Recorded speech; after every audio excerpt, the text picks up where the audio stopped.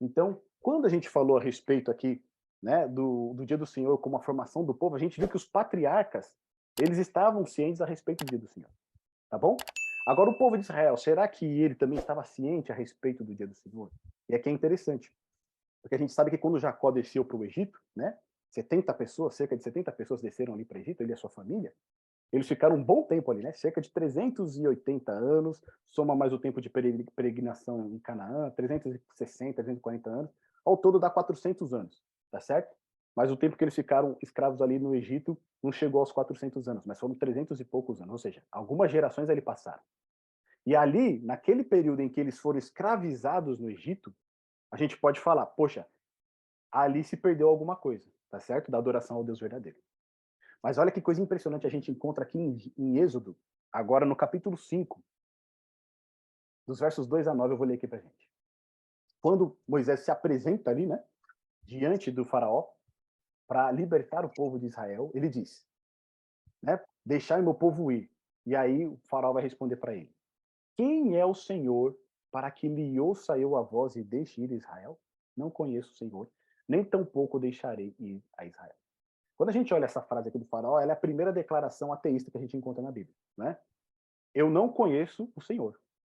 Quem é o Senhor? Tá certo? Mas essa declaração aqui do faraó revela algo a mais.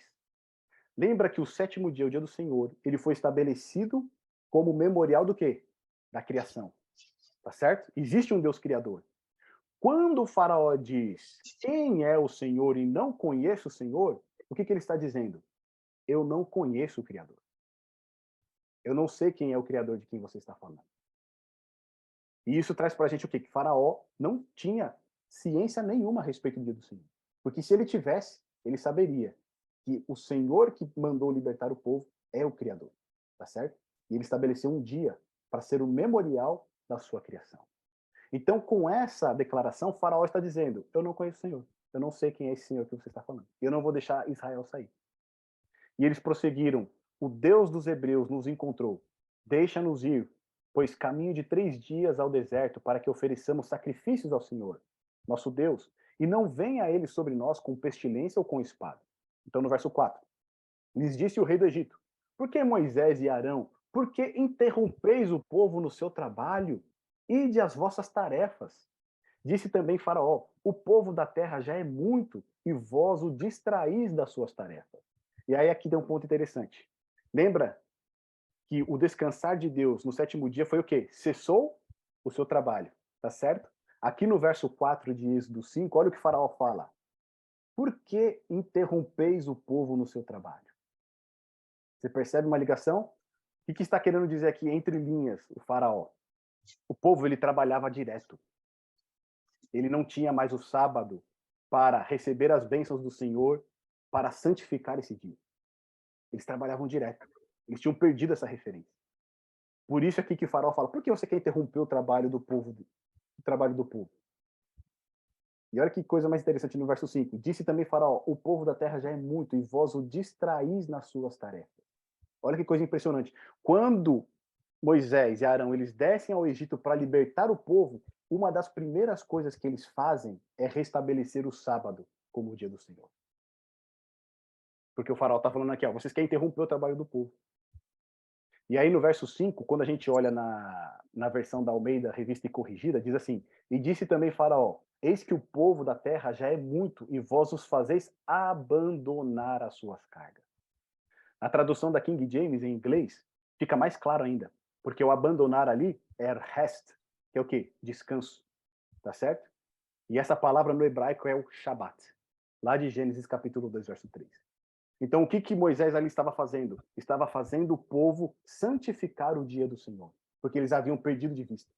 Eles estavam tão escravizados, eles estavam imersos ali, né, no trabalho, na correria, na loucura, e eles não tinham mais tempo para santificar o sábado. Então, uma das primeiras coisas que Moisés faz é levar o povo a santificar o dia do Senhor.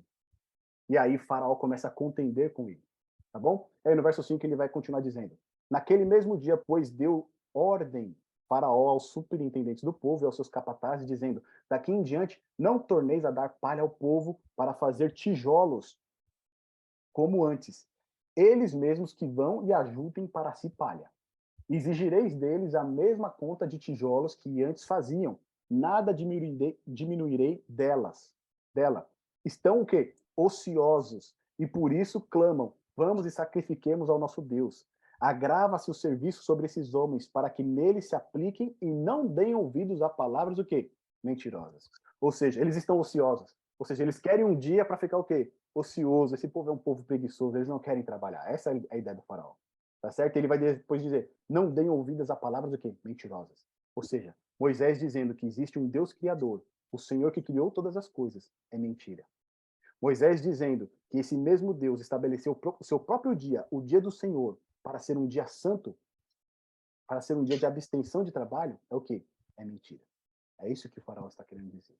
Então aqui a gente consegue perceber que o dia do Senhor, o sétimo dia, o sábado, ele tem um princípio libertador. É um dia para o trabalho não te escravizar. É um dia para você descansar, para você se apartar dos seus afazeres seculares, ter alegria, ter alento nesse dia e ter comunhão com Deus. Tá certo? Então aqui a gente já percebe esse princípio libertador do dia do Senhor na formação do povo de Israel. Agora que se tornou uma grande nação, mesmo escrava, agora ali Moisés desce e busca resgatar, né, a verdade, a luz da verdade para o povo de Israel. Tá bom? Então aqui fica claro que uma das primeiras coisas que Moisés faz ao descer para o Egito é fazer o povo o quê? Santificar o dia do Senhor.